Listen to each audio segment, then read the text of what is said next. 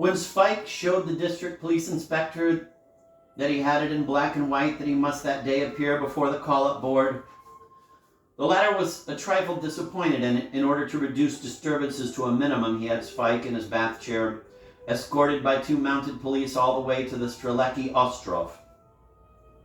The following article about this episode appeared in the Prague official news.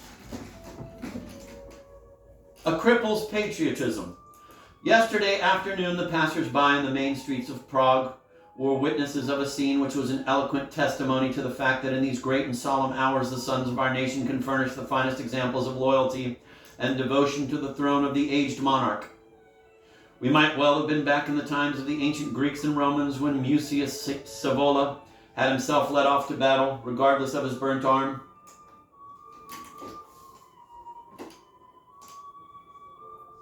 The most sacred feelings and sympathies were nobly demonstrated yesterday by a cripple on crutches who was pushed in an invalid chair by his aged mother. This son of the Czech people, spontaneously and regardless of his infirmity, had himself driven off to war to sacrifice his life and possessions for his emperor. And if his call, "To Belgrade," found such a lively echo on the streets of Prague, it only goes to prove what model examples of love for the fatherland and the imperial house are proffered by the people of Prague. The Prager Tagblatt wrote in the same strain, ending its article by saying that the cripple volunteer was escorted by a crowd of Germans who protected him with their bodies from lynching by the Czech agents of the Intent. Bohemy published the same report and urged that the patriotic cripple should be fittingly rewarded. It announced that at its offices it was ready to receive gifts from German citizens for the unknown hero. If, in the eyes of these 3 journals, the Czech lands could not have produced a nobler citizen, this was not the opinion of the gentlemen at the call-up board, certainly not of the chief army doctor Bouts, an utterly ruthless man who saw in everything a criminal attempt to evade military service, the front, bullets, and shrapnel. This German stock remark was widely famous. The whole Czech people are nothing but a pack of malingerers. During the 10 weeks of his activities of 11,000 civilians, he cleaned out 10,999 malingerers. And he would certainly have got the 11,000th by the throat if it had not happened that just when he shouted, "About turn!" the unfortunate man was carried off by a stroke.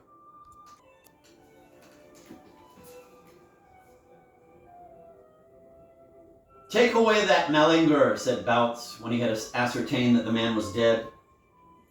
And on that memorable day it was Sweik who stood before him. Like the others, he was stark naked and chastely hid his nudity behind the crutches on which he supported himself.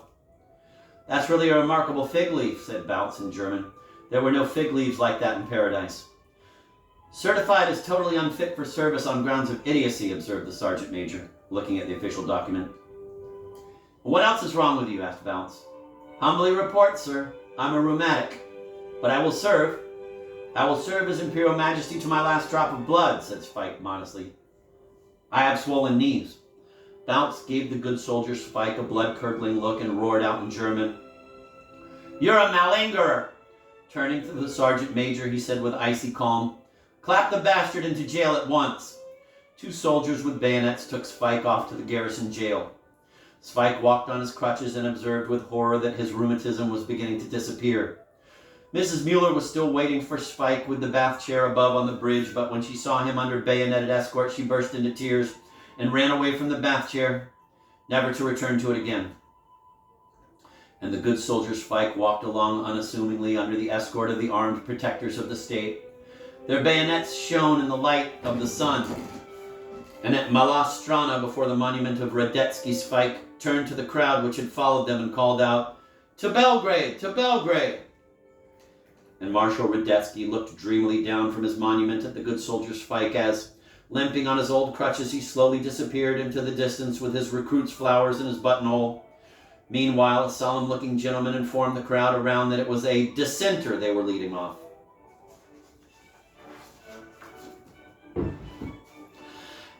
Sweik the Malingerer, Chapter 8. In these great times, the army doctors took unusual pains to drive the devil of sabotage out of the malingerers and restore them to the bosom of the army. Various degrees of torture had been introduced for malingerers and suspected malingerers, such as consumptives, rheumatics, people with hernia, kidney disease, typhus, diabetes, pneumonia, and other illnesses. The tortures to which the malingerers were subjected were systematized, and the grades were as follows. 1. Strict diet, a cup of tea each morning and evening for 3 days, during which, irrespective, of course, of their complaints, aspirin to be given to induce sweating. 2. To ensure they did not think that war was all beer and skittles, quinine and powder to be served in generous portions, or so-called quinine licking. 3. The stomach to be pumped out twice a day with a liter of warm water. 4. Enemas with soapy water and glycerin to be applied. 5. Wrapping up in a sheet soaked in cold water. There were stalwart men who endured all 5 degrees of torture and let themselves be carried off to the military cemetery in a simple coffin. But there were also pusillanimous souls who, when they reached the stage of the enema, declared that they were now well and desired nothing better than to march off to the trenches with the next March Battalion. In the garrison prisons, Sweik was put into the sanatorium hut among pusillanimous malingerers of this very type. "I can't stand it any longer," said his neighbor in the next bed, who was brought in from the consulting room after having had his stomach pumped for the 2nd time. This man was shamming short-sightedness. "Tomorrow I'll join the regiment," decided his other neighbor on the left, who had just had an enema and who had been shamming deafness. In the bed by the door, a consumptive who was wrapped up in a cold, wet sheet was slowly dying. "That's the 3rd this week," observed his neighbor on the right. "And what's your trouble?" "I've got rheumatism," answered Sweik, upon which there was a hearty guffaw all around. Even the dying consumptive, who was shamming tuberculosis, joined in the laughter. "Don't try and climb in here with rheumatism," a fat man warned Sweik solemnly. "Rheumatism here doesn't mean more than a chilblain. I'm anemic. I've lost half my stomach and 5 of my ribs, but no one believes me. We even had a fellow here who was deaf and dumb. For a fortnight they wrapped him up every half hour in a cold, wet sheet, and every day they gave him an enema and pumped the stomach. All the nurses thought he'd won through and would go home, when the doctor prescribed him an emetic. Could have torn him in half, and so he lost courage. 'I can't go on being deaf and dumb,' he said. 'My speech and hearing have returned.' All the patients urged him not to ruin himself, but he insisted that he could hear and speak just like other people, and he reported to this effect at the doctor's visit next morning. 'He kept it up for quite a long time,' remarked a man who was pretending to have one leg 4 inches shorter than the other. 'Not like that chap who shammed a stroke. All they had to do was to give him 3 doses of quinine, 1 enema, and a day's fasting. He confessed, and by the time they started pumping out his stomach, there wasn't a trace left of his stroke. The chap who held out longest of all was the one who had been bitten by a mad dog. He bit, he howled. It's true he could do it splendidly, but he just couldn't manage to foam at the mouth. We did our best to help him. Several times we tickled him for a whole hour before the doctor's visit until he had convulsions and got blue all over. But the foam wouldn't come, and didn't in fact come at all. It was really terrifying. When he gave in one morning at the doctor's visit, we were quite sorry for him. He stood by his bed, erect as a candle, saluted and said, 'Humbly report, sir, the dog I was bitten by may not have been mad after all.' The doctor gave him such a queer look that he began to tremble all over and went on, 'Humbly report, sir, I wasn't bitten by a dog at all. It was I who bit myself in the arm.' After that confession, they put him under investigation for self-mutilation on the charge that he had tried to bite off his arm to get out of going to the front.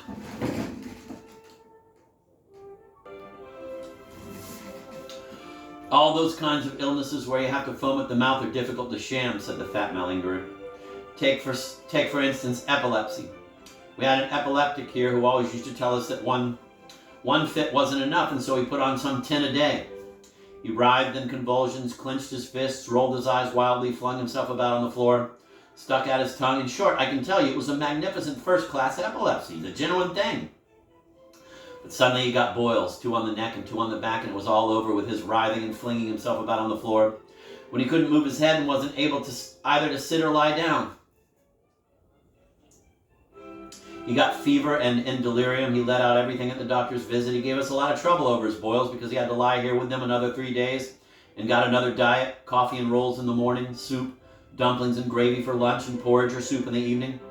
And with our hungry, pumped-out stomachs and strict diet, we had to watch this fellow bolting the food, smacking his lips, panting and belching with repletion. In this way he broke down another 3 who confessed as well. They had been suffering from heart disease. 'The best thing to sham,' said one of the malingerers, 'is insanity. There are 2 of our teachers lying in the ward next door, and one of them shrieks out incessantly day and night. Giordano Bruno's steak is still smoldering. Reopen the trial of Galileo. And the other one barks, first 3 times slowly. Bow, wow, wow. Then 5 times quickly in succession. Bow, wow, wow, wow, wow, wow. And then once more slowly, and so it goes on without a break. They've managed to keep it up for over 3 weeks now. Originally, I wanted to be insane too. Have religious mania and preach about papal infallibility. But in the end, I fixed myself up with cancer of the stomach from a barber in Malestrana for 15 crowns. I know a chimney sweep in Brevnov, remarked another patient. For 10 crowns, he'll give you such a fever that you'll jump out of the window. That's nothing, said another. In Vrosovis, there's a midwife who for 20 crowns will dislocate your leg so well that you'll be crippled until you're dead. I had my leg dislocated for 10 crowns, came a voice from the row of beds by the window. For 10 crowns and 3 glasses of beer.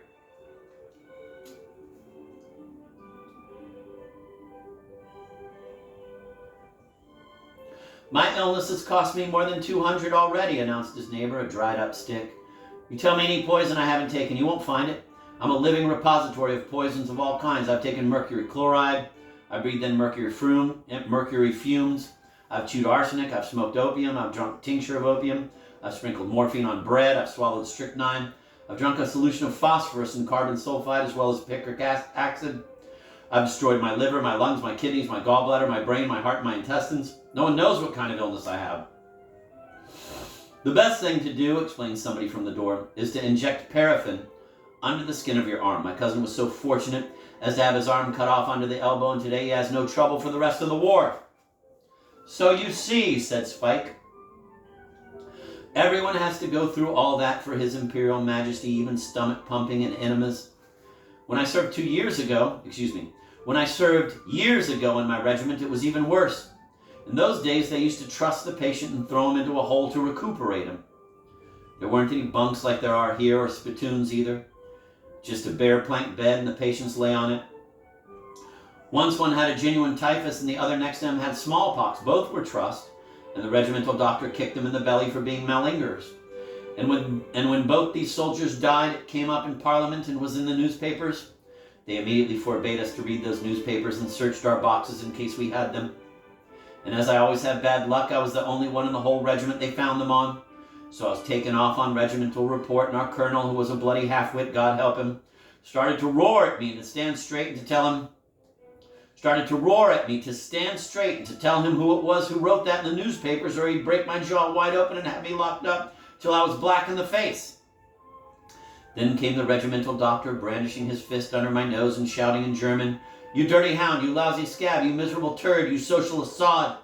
I looked them all squarely in the eyes without blinking and kept quiet, my right hand at the peak of my cap and my left on the seam of my trousers. They ran around me like dogs and yapped at me, but I did nothing. I kept mum, saluted, left hand on the seam of my trousers. When they had been raging like this for about half an hour, the colonel rushed at me and roared, "Are you a half-wit or aren't you?" "Humbly report, sir, I'm a half-wit." "Very well then, 21 days strict confinement for imbecility, 2 days a week fasting, a month confined to barracks, 48 hours in handcuffs, immediate rest, don't let him eat. Trust him, show him that the monarchy doesn't need half-wits. We'll flog those newspapers out of your head, you bastard," the colonel decided after flying around for a long time.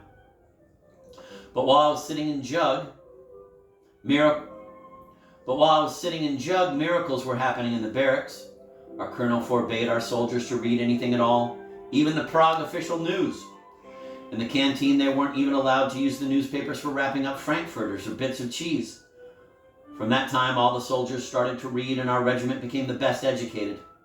We read all the newspapers, and in every company they made up rhymes and songs against the colonel.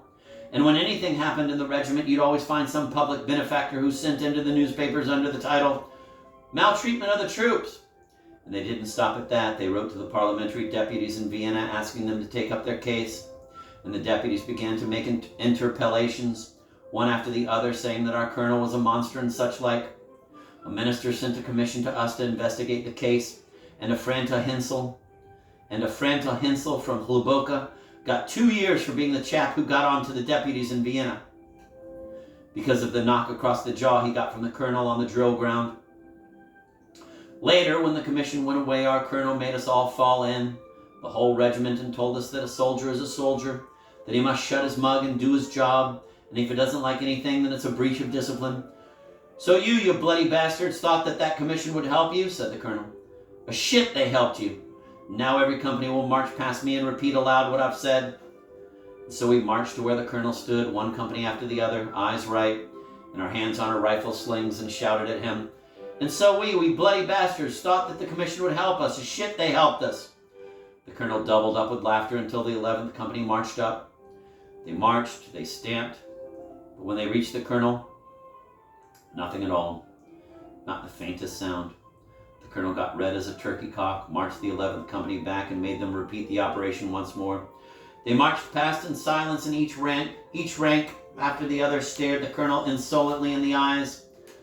Stand at ease, said the colonel, and paced up and down the yard, lashing his boots with his riding crop and spitting about the place. Then he suddenly stopped and roared out, Dismiss! Mounted his old crock, and away he was out the gate. We waited to see what would happen to the 11th company, but still there was nothing.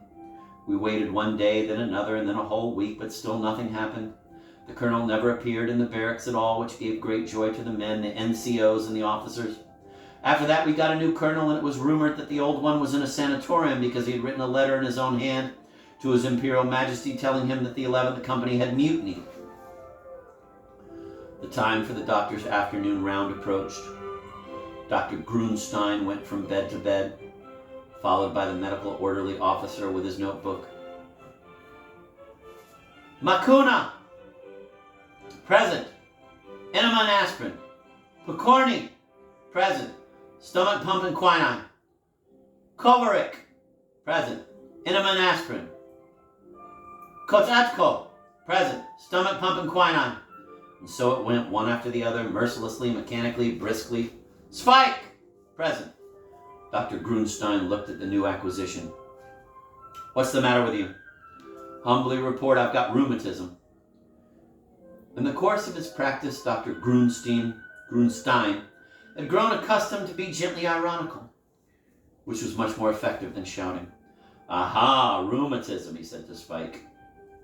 Then you've got a jolly serious illness. It's really a coincidence getting rheumatism just at a time when there is a world war on and you've got to go to the front. I think you must be awfully sorry. Humbly report, sir, I am awfully sorry. Well, there you are, you see, he's awfully sorry. It's really awfully nice of you that with your rheumatism you've not forgotten us just at this particular moment. In peacetime, a poor chap like him runs about like a young goat, but as soon as war breaks out, he immediately gets rheumatism and suddenly his knees don't work. Your knees hurt, I suppose. Humbly report, they do, sir. And you can't sleep a wink the whole night, can you? Rheumatism's a very dangerous, painful, and grave illness. We've already had good experience with rheumatics here. Strict diet and other treatment of ours have proved very effective. Here you'll be fit quicker than in Peist any, and you'll march to the front like greased lightning. Turning to the hospital orderly, he said, Write this down. Sweik. Strict diet. Stomach pump twice a day. Enema once a day. And we'll see how it goes after that. For the time being, take him to the consulting room, pump his stomach, and when he comes to, give him an enema, but a real good one, until he screams blue murder and his rheumatism gets frightened and runs away.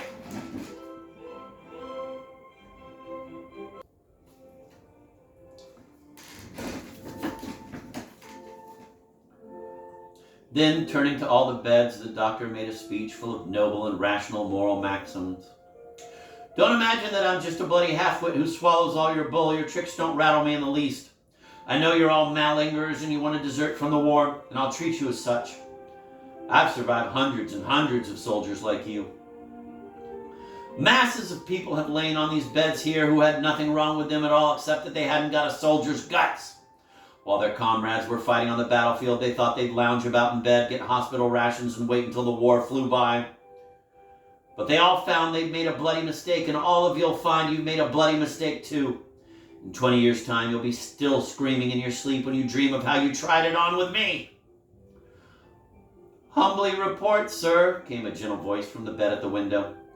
I'm well again. I noticed in the night that my asthma's gone. Your name? Kovarik. Humbly report I have to have an enema. Good.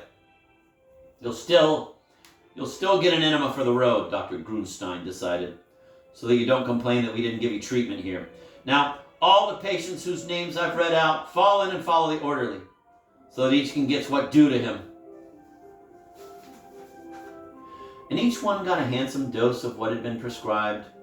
And if any of them tried to work on those who were executing the orders by means of prayers or threats that they might too once join the medical corps and the executioners might fall into their hands, Sweik at least bore himself with steadfastness.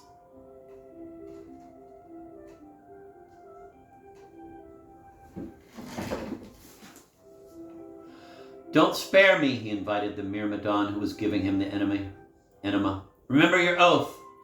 Even if it was your father or your own brother who was lying here, give him an enema without batting an eyelid.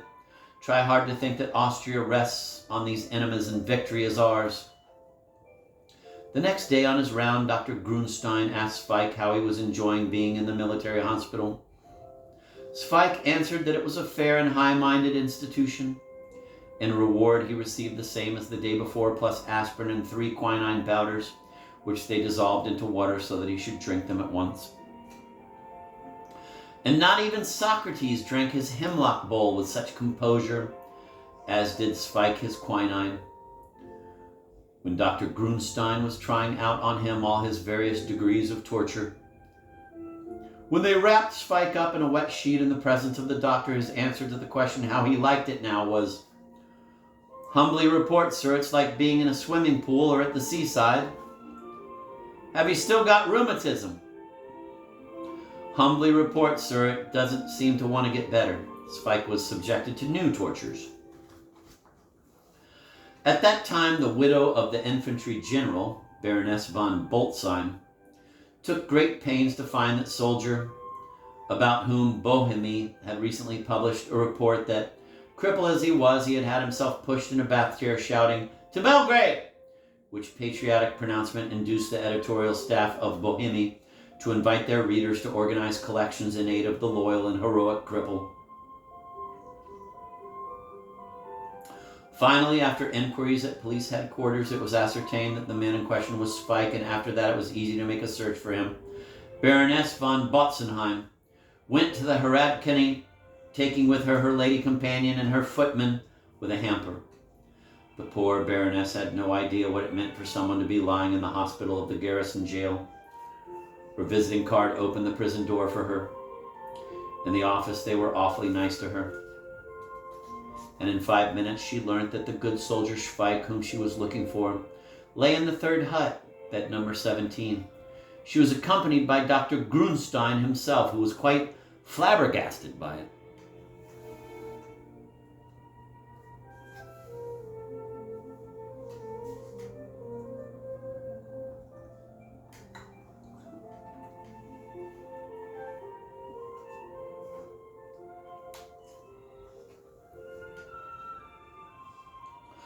Sweik was just sitting up in bed after the usual daily procedure prescribed by Dr. Grunstein, surrounded by a group of emaciated and starved Malingers who had not yet given up and were stubbornly struggling with Dr. Grunstein on the battlefield of strict diet. Anyone who had listened to them would have had the impression that he was in the company of epicures, in a school of cordon bleu cuisine or a course for gourmets. You can even eat ordinary sweat cracklings if they are warm, a patient with inveterate stomach catarrh was just telling the others at this moment. As the sweat boils, you squeeze the cracklings dry, add salt and pepper, and I can tell you that goose cracklings are not in the same class. "You leave goose cracklings alone," said a man with cancer of the stomach. "There's nothing to touch them. What are pork cracklings in comparison? Of course you must fry them until they're golden brown like the Jews do. They take a fat goose, draw the fat off of the skin, and fry it. You know, you're quite wrong as far as pork cracklings are concerned," Sweik's neighbor put in. "Of course, I'm talking about cracklings of homemade fat, what they call homemade cracklings. They're not brown and they're not yellow. They must be something between the two shades. These kinds of cracklings mustn't be either too soft or too hard, and they must be crunchy or they're overcooked. They must melt on the tongue, and you mustn't feel the fat dripping on your chin. Which of you have eaten coarse cracklings? Chimed in a new voice. But there was no answer, because at that moment the medical orderly ran in. Everybody in bed! An archduchess is coming here. Don't anyone dare show his dirty legs outside the bed. And not even an archduchess could have entered the ward with such dignity as did Baroness von Botzenheim. After her, the whole suite poured in, including even the quartermaster sergeant major of the hospital, who saw in all this the mysterious hand of a count's control, which was going to tear him away from his fat-feeding trough at the base and deliver him to the tender mercies of the shrapnel somewhere under the barbed wire posts.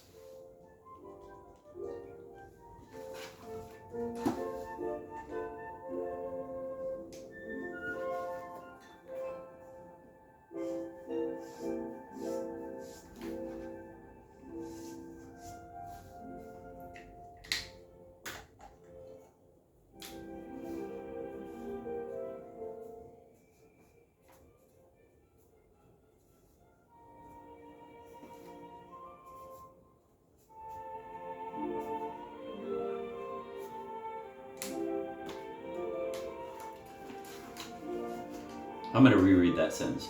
After her, the whole suite poured in, including even the quartermaster sergeant major of the hospital, who saw in all this the mysterious hand of a count's control, which was going to tear him away from his fat-feeding trough at the base and deliver him to the tender mercies of the shrapnel somewhere under the barbed wire posts.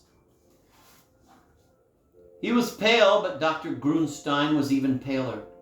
Before his eyes there danced the old Baroness's small visiting card with her title, Widow of a General, and everything which could be associated with it, like connections, protection, complaints, transfer to the front, and other frightful things. Here you have Sweik, he said, endeavoring to preserve an artificial composure and leading the Baroness von Botzenheim to Sveik's bed. He behaves with great patience. Baroness von Botzenheim sat down on the chair prepared for her at Sveik's bed and said, Czech soldier, gut soldier, cripple. Soldier is brave soldier. I love very much such Austrian. At that she stroked Sweik on his unshaven cheeks and went on, I read every zinc in the newspapers. I bring you yum. Some zinc to bite, to smoke, to suck. Czech soldier, gut soldier. Johann, come here. Her footman, whose bristly side whiskers recalled the notorious killer Babinski, dragged a voluminous hamper to the bed while the old Baroness's companion, a tall lady with a tearful face, sat down on Sveik's bed and smoothed out his straw pillow under his back with the fixed idea that this was what ought to be done for sick heroes. In the meantime, the Baroness drew presents out of the hamper. A dozen roast chickens wrapped up in pink silk paper and tied with a yellow and black silk ribbon. 2 bottles of a war liqueur with the label Gottstraff England. On the back of the label was a picture of Franz Joseph and Wilhelm clasping hands as though they were going to play the nursery game. Bunny sat alone in his hole. Poor little bunny, what's wrong with you that you can't hop? Then she took out of the hamper 3 bottles of wine for the convalescent and 2 boxes of cigarettes. She set out everything elegantly on the empty bed next to Zweik's, where she also put a beautifully bound book, Stories from the Life of Our Monarch, which had been written by the present meritorious chief editor of our official Czechoslovak Republic, who doted on old Franz. Packets of chocolate with the same inscription, Gott strafe England, and again with pictures of the Austrian and German emperors, found their way to the bed. On the chocolate, they were no longer clasping hands. Each was acting on his own and turning his back to the other. There was a beautiful toothbrush with 2 rows of bristles and the inscription, Viribus Unitas, so that anyone who cleaned his teeth should remember Austria. An elegant and extremely useful little gift for the front in the trenches was a manicure set. On the case was a picture showing shrapnel bursting and a man in a steel helmet rushing forward with fixed bayonet. And underneath it was written in German, "For God, Emperor, and Fatherland." There was a tin of biscuits without a picture on it, but with a verse in German instead, together with a Czech translation on the back. Quote, "Austria, thou noble house, thy banners wide unfurl, thy flags shall flutter proud on high, Austria shall never die." The last gift was a white hyacinth in a flower pot. When all of this lay unpacked on the bed, the Baroness von Botzenheim could not restrain her tears for emotion. Several famished malingerers felt their mouths water. The Baroness's companion propped up the seated Sweik and wept too. There was a silence of the grave which was suddenly broken by Sweik, who said with his hands clasped in prayer, "Our Father, which art in heaven, hallowed be thy name. Thy kingdom come." Pardon me, your ladyship, it's not right. I mean to say, O God, our Father in heaven, bless for us these gifts that we may enjoy them. Thanks to thy goodness, amen. After these words, he took a chicken from the bed and started to devour it under the horrified gaze of Dr. Grunstein. "Ah, how he enjoys it, poor soldier," the old Baroness whispered enthusiastically to Dr. Grunstein. "He's certainly well again and can go to the battlefield. I'm really very glad that my gifts stand him in such good stead." Then she walked from bed to bed, distributing cigarettes and chocolate creams. When she came back again to Sweik after her promenade, she stroked his hair, said in German, "God protect you all," and went out of the door with her whole escort. Before Dr. Grunstein could return from below, where he had gone to see the Baroness out, Sweik had distributed the chickens. They were bolted by the patients so quickly that Dr. Grunstein found only a heap of bones, gnawed cleanly as though the chickens had fallen alive into a nest of vultures, and the sun had been beating down on their gnawed bones for several months.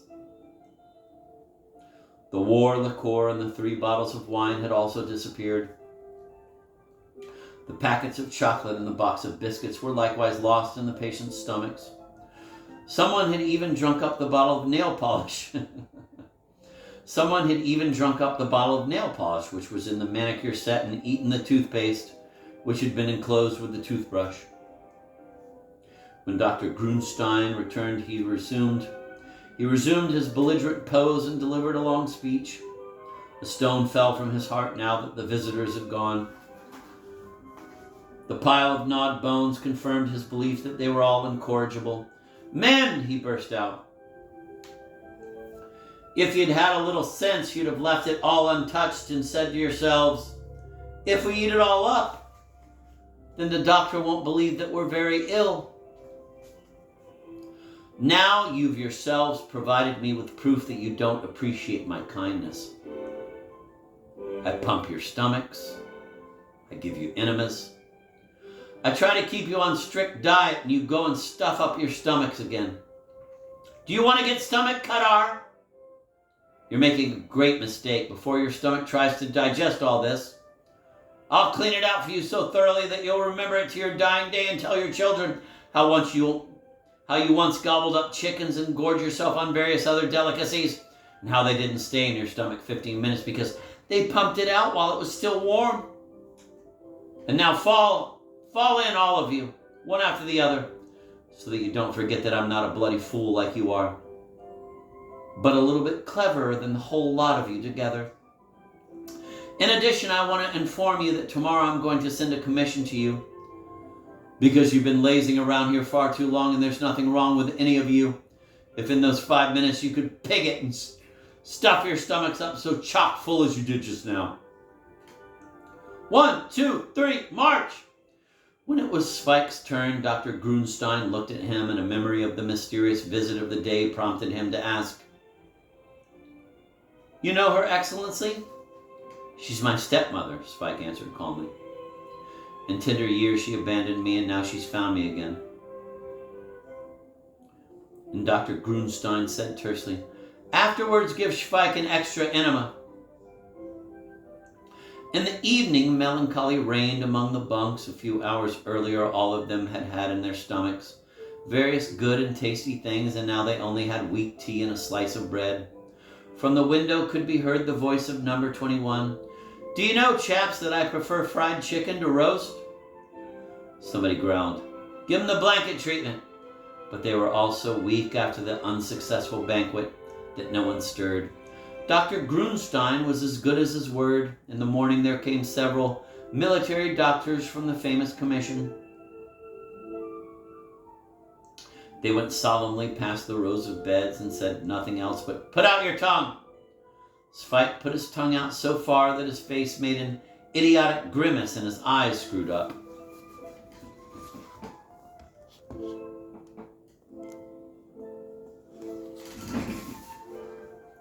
"Humbly report, sir, I don't have a longer tongue than that."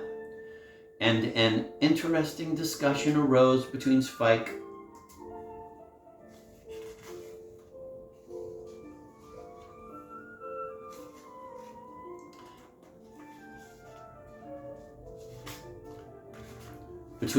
and the mission. Sweik asserted that he had made this observation in case they might think he was trying to hide his tongue from them. The members of the commission, however, were remarkably divided in their conclusions about Sweik.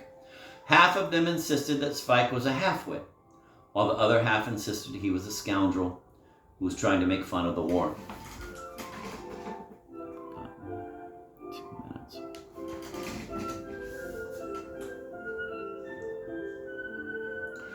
"It'll be a bloody miracle," roared the chairman of the commission of Sweik, "if we don't get the better of you."